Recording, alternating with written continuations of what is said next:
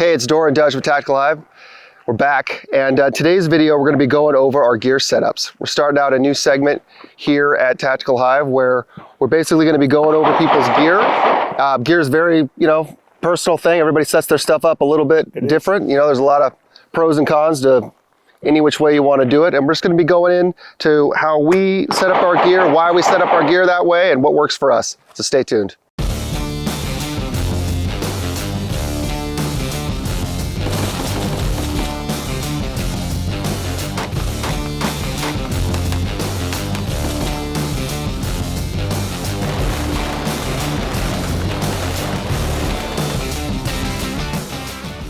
So what do you got for us today here, Doug? What are you running these days? Okay, so I want to cover this slick armor first. That's so today we were doing some work today, and looking around and doing some cool stuff. And this is just slick armor right now, as you can see.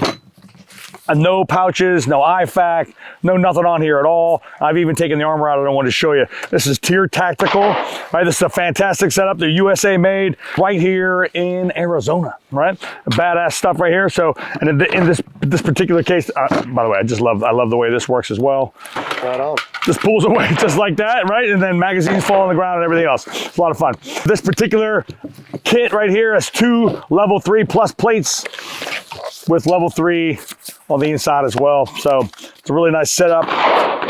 It's lightweight, bad to the bone, made in USA by great Americans, Tier Tactical. My rifle. So we talked about my rifle before, and Dorr mentioned that there's so many specific ways to set up your rifle, and it's all personal how you like it. This is just something like I set up a long time ago. This is another Arizona family member right here. This is POF, Patriot Ordnance Firearms 415. Beautiful piston working gun here. AR platform rifle. And the way I set it up is pretty much like I did when I was in combat. EOTech, single dot, 3x, mounted on top. I do mount my 3x to this side. Why? I just want it out of my face, out of the way. I have an Aptel L3 laser beam right here. It's laser pointer, right? The whole acronym of Aptel is aiming, pointing, and targeting laser. And I don't know exactly what that, which part the letters go into, but it doesn't matter.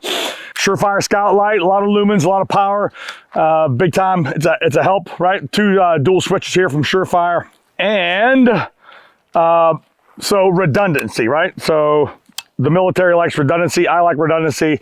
I have iron sights on top of my rifle should my batteries go down, should this thing get broken, ruined, or should I fall from running through the streets of Baghdad onto a big curb, which happened to me before. So the iron sights are redundant, and they are Magpul, and they are the Precision series. So that's my setup right there. Not to let the final thing go is VTAC 2-point sling here, and I also have the Magpul hardened the points on the they're quick release points, but they're I'm not sure if they're the professional ones or whatever, but they're much harder. They're harder to come loose. So one of my favorites. So that's how I set my rifle up.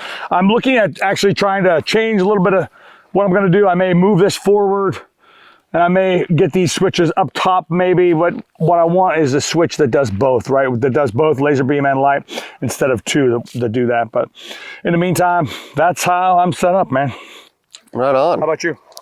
Yeah, well, starting with the blaster, it's set up very similar to yours. I'm running, this is a SA-15. It was made in Tacoma, like me, at least the lower. Everything else is a complete and total Frankenstein build. I believe the barrel's Dale Defense, it's 11.5. That's a DI gun, right? Yeah, this is all DI mil spec.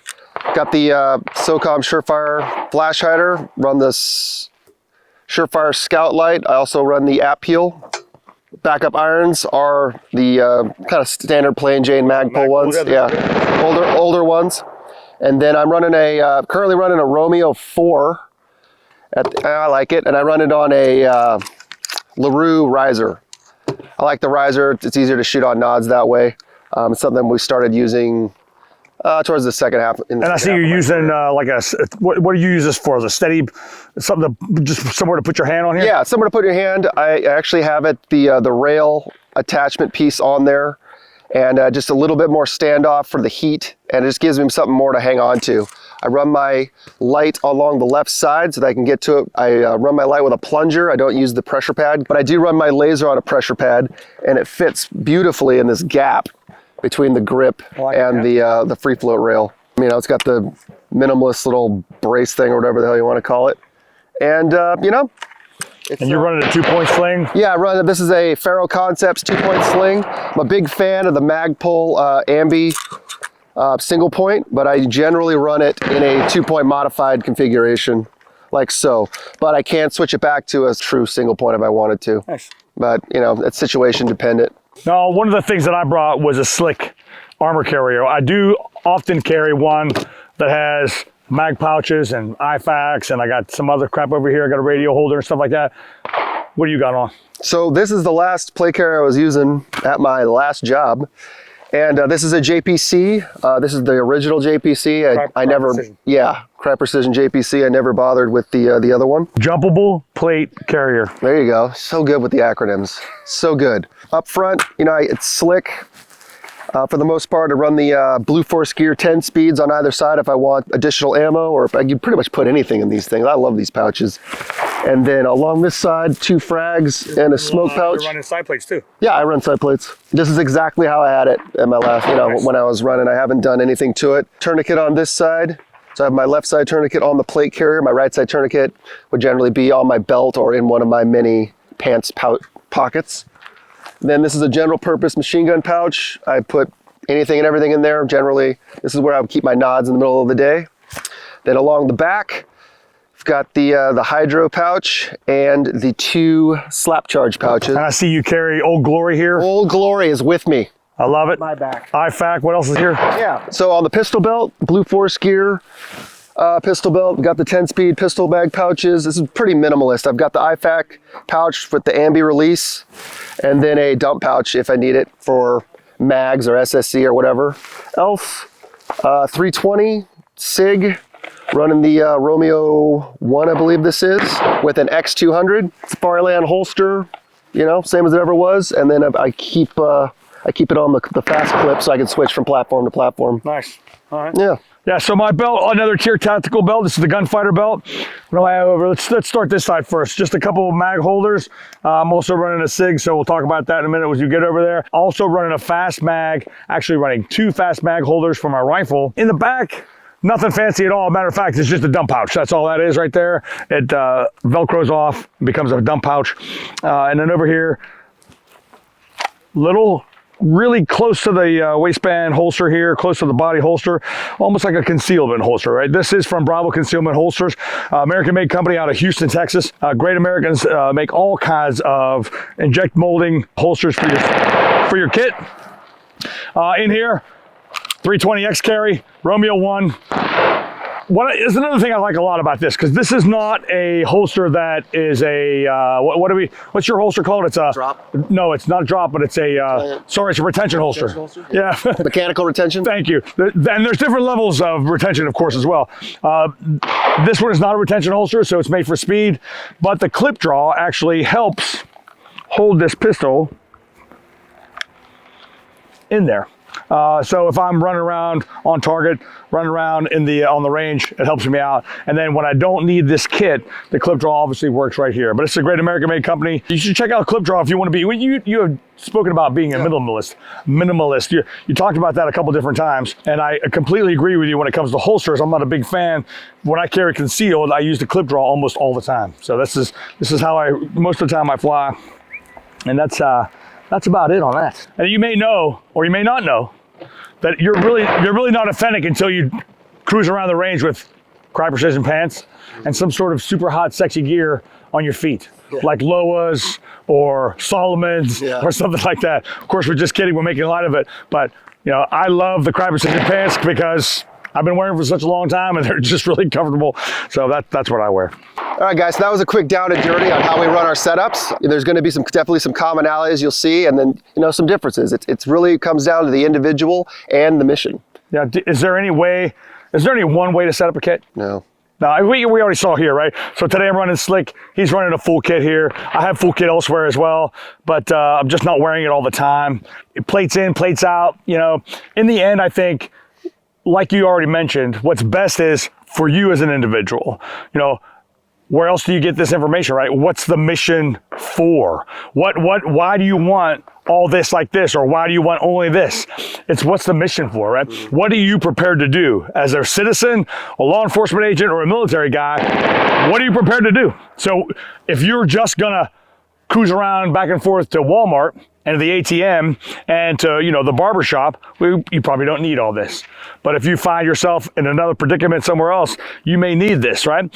The bottom line too with all this to me is that you really need to train with it, right? So even today when we were doing some CQB runs, right, wearing kit, it's totally different when you're wearing kit and when you're not wearing kit. You got to get used to how that shoulder pocket feels with your rifle. You got to know where your secondary gun is and can you reach it. You got to know where your IFAK is and can you reach it, who's it for, et cetera, et cetera. So set your equipment up the way you like it and let us know what it's.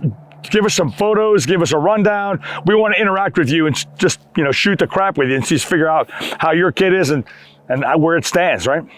Yeah, it's definitely a discussion. You know, everybody's got their opinions, everybody's got their preferences, and it's all about just coming together and just seeing what works for different folks. And that's really what it's all about. I've seen plenty of kits that I saw and I'm like, you know, that looks pretty cool. I'm going to try that out. Some of the things stick with me and then I switch back, you know, just depend on the mission, depends on where I'm going and what I'm doing. One of the guys showed me something new on a rifle today, which I don't particularly care for, but at the same time, he said something that I should probably listen to. Why not try something new? See if it works for you. If it does, then good. If it doesn't, then don't.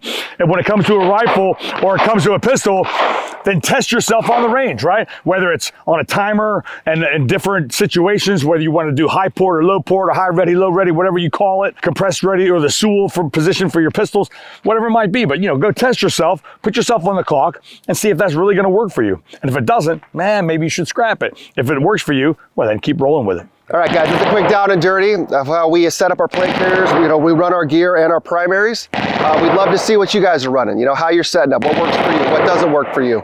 Hit us up at gear@tacticalhyve.com with pictures and a brief description of what you got. We'd love to see it, and we'll go through it and maybe put it on the channel. Yeah, don't forget gear@tacticalhyve.com. Gear@tacticalhyve.com. Share with us your experiences, right? We're sharing our experiences with you. So share with us, right? Let's get engaged. Let's get the community involved and let's see what we can help. Maybe we can help you, right? I mean, really what we're doing here in the end is helping as many people as we can, right? We want you to be involved in our channel, obviously, and we want to help out as many good Americans as we can. So gear@tacticalhyve.com. I want to see your stuff. Dorr wants to see your stuff. And as long as it's not too personal, just kidding. Anyway, we want to see your kit setups. Let's interact and let's talk about it, right? All right, guys, as always, if you haven't already done so, like, subscribe, hit that bell, and we'll see you next time.